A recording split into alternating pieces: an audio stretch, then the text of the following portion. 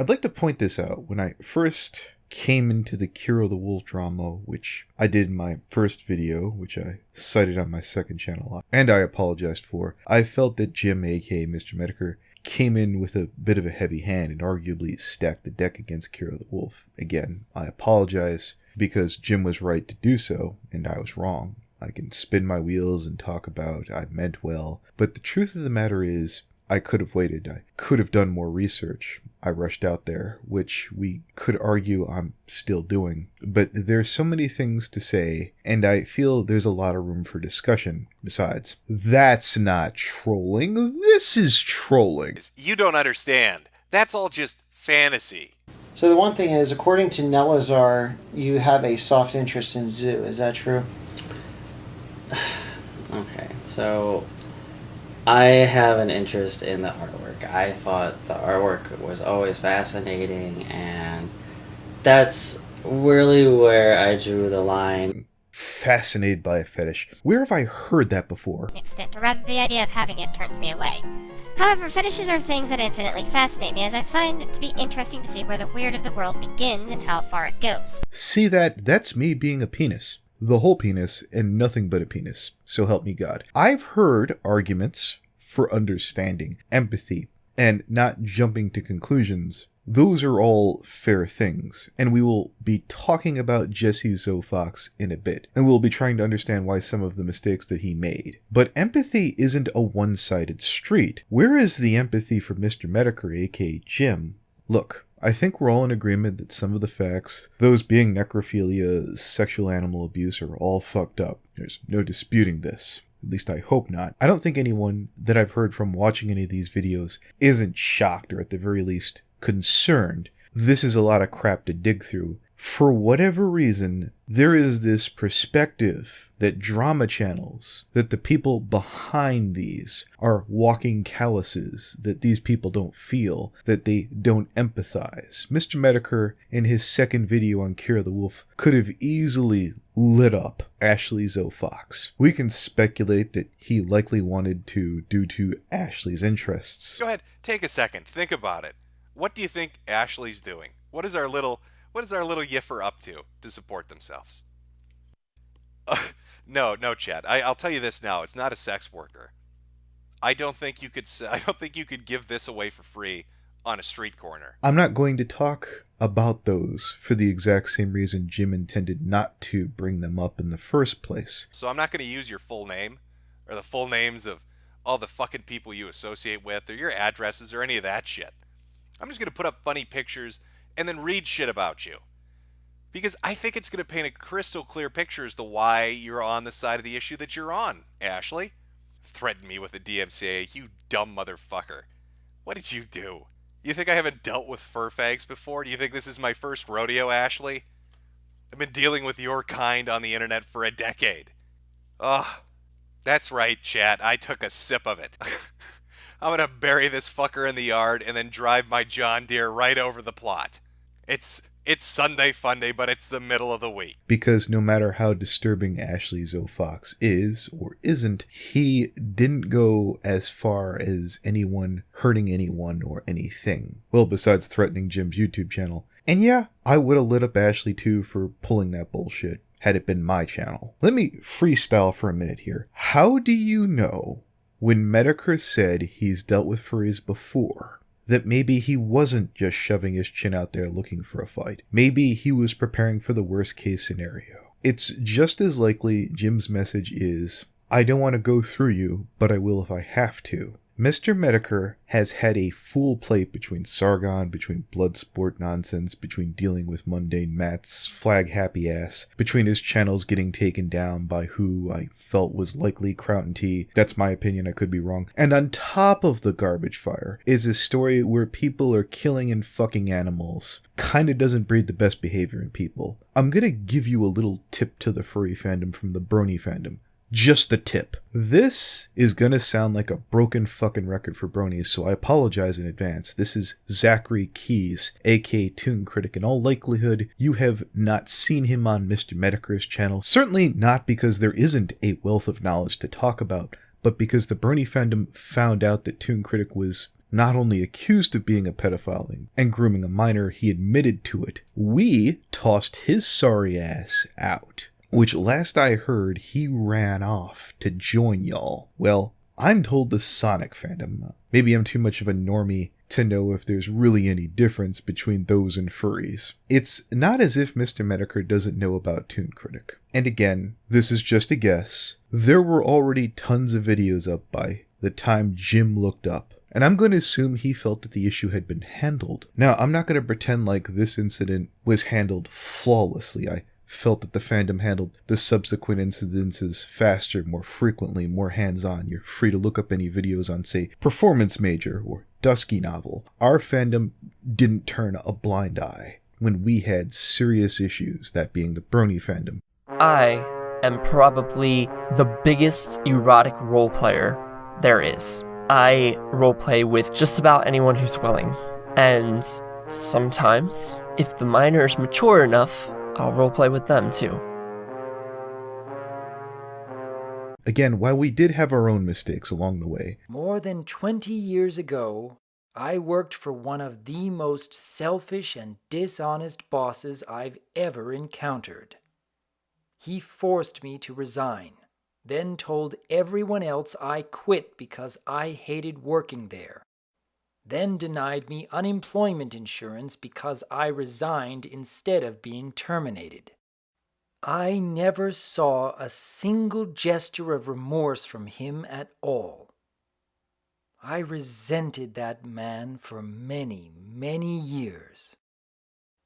Then I had a mental paradigm shift when I heard a very wise man say these words. Holding a grudge, refusing to forgive, is like drinking poison and waiting for the other person to die. Do you feel anyone beyond a second chance?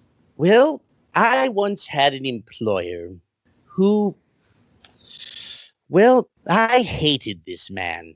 And, the reason there, well, let's say I continued working for the man and my marriage survived only because I was able to forgive him and offer him a second chance. But to make a long story short, he did have sex with my wife. So if one is able to look one's beloved in the eye and not have boiling hate, you must offer them a second chance. And if you want to keep your job, you probably should do the same thing. So, yes, second chances all around. I'm still confused why the people behind the leaks poofed. I was told initially that some of the people behind the leaks panicked and tried to ask myself, maybe either those people got cold feet just out of pressure, or maybe because when I asked for a podcast to get further information, maybe they just turned away because it was me. I do naturally have my own baggage. I've made myself available to explain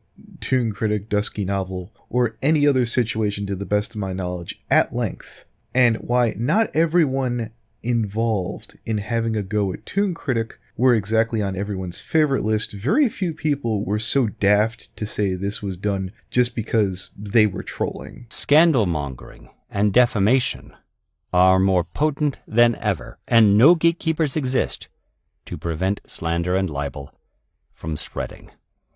Dr. Wolf called hell simply for asking us to forgive Toon Critic in our hearts. If you didn't want Metokur beating up your fandom, nothing was stopping the furry fandom from handling this internally. Now, to Ashley Zoe Fox, why would Ashley Zoe Fox possibly defend or stand with Kero or some of the other people he has? That's unbelievably simple. The super cynical response is out of necessity, that Ashley Zoe Fox likely lives with some of these people, and his continued living arrangement would not sustain without any of these people being unable to provide. That's just an assumption. And videos of Jim's magnitude, at least in this case, might lead to jail time. That might throw a bit of a monkey wrench into paying rent. Then again, you kids and your crazy GoFundMes, who can say? It might also be much simpler. I have a pretty big well of fans and content creators to make friends with in Brony, judging by Ashley's view count and his fandom, or maybe, just his work, less so. Brex Nearpaw? Or Brexy? Van is the oldest of the lot, born sometime in the 70s. It talks about the work history. That's not really the important part. What the important part is. Do you want to see some of the artwork? I think you do. Ashley's friends might be a little few far and in between. I understand what it's like to lose someone when you thought they were cool, and why you might be reluctant to burn off something or someone for the benefit of everything and everyone else. I've touched upon this in my first video on Kero, so I won't be redundant. To the people in the furry fandom, this is the Burning Donut. In addition to being a brony, he is also one of you guys.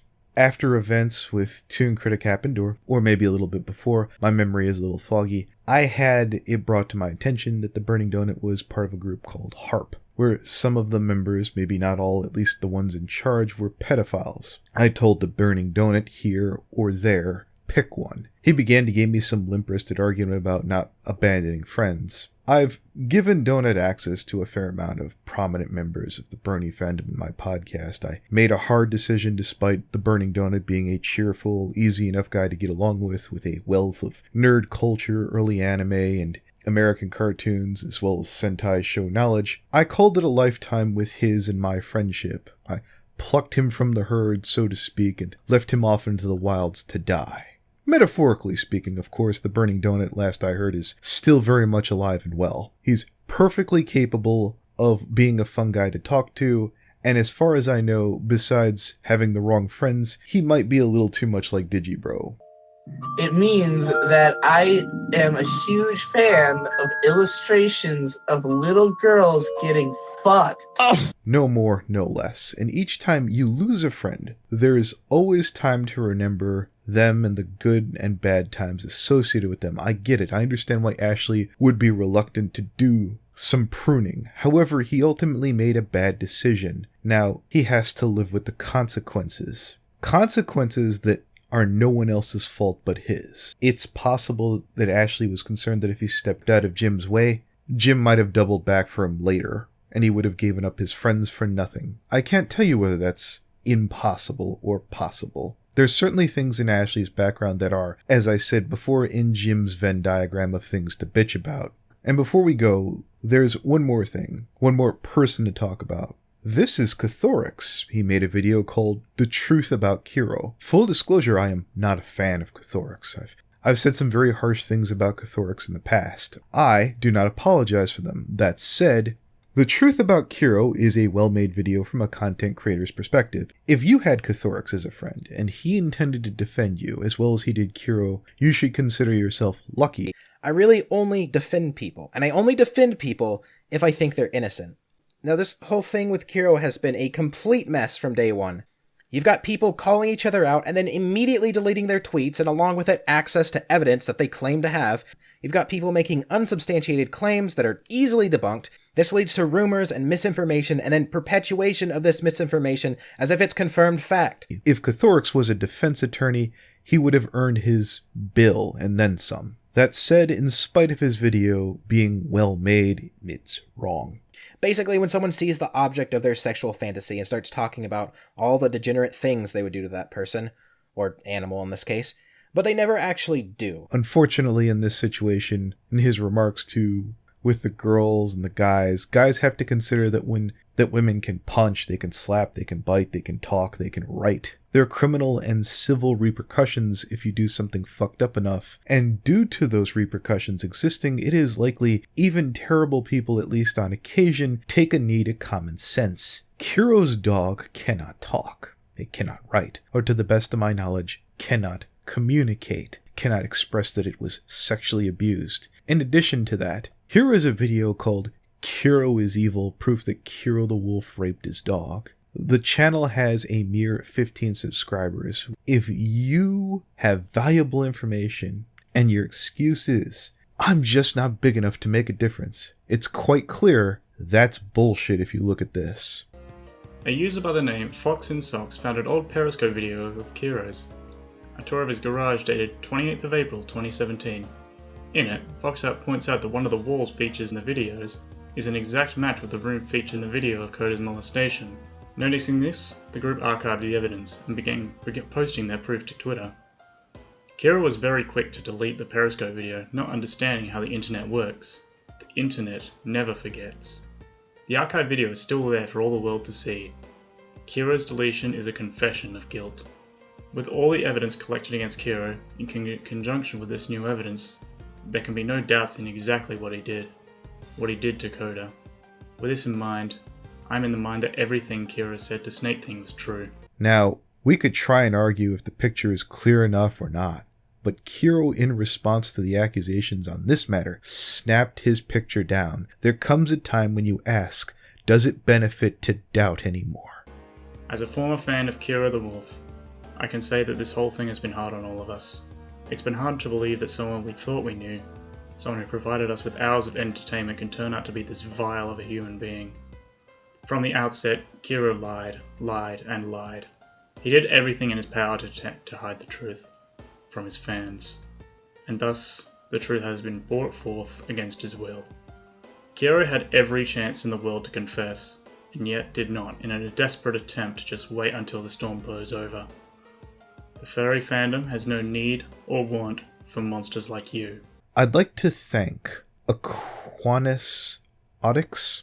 I do apologize for butchering your name. Thank you for not forgetting about this. Thank you for not moving on. Thank you for not sticking your head in the sand. And thank you to everyone, furry or otherwise, who have continued to pursue this situation to the end. I think I'm not going out on a limb. Correct me if I'm wrong. The things that Kero has done are vile and illegal. And the comfortable thing to say is we should leave it in the hands of the police. Again, this is Toon Critic. He still stands, at present, he is still walking around, free as a bird. I have my doubts that the police even talked to the motherfucker. I'm just preparing you for disappointment. Though in this case, if everyone does their job, maybe furries, despite having a poor start, might have a better outcome in the end. It's all in how you want to be remembered by. Good night and good luck.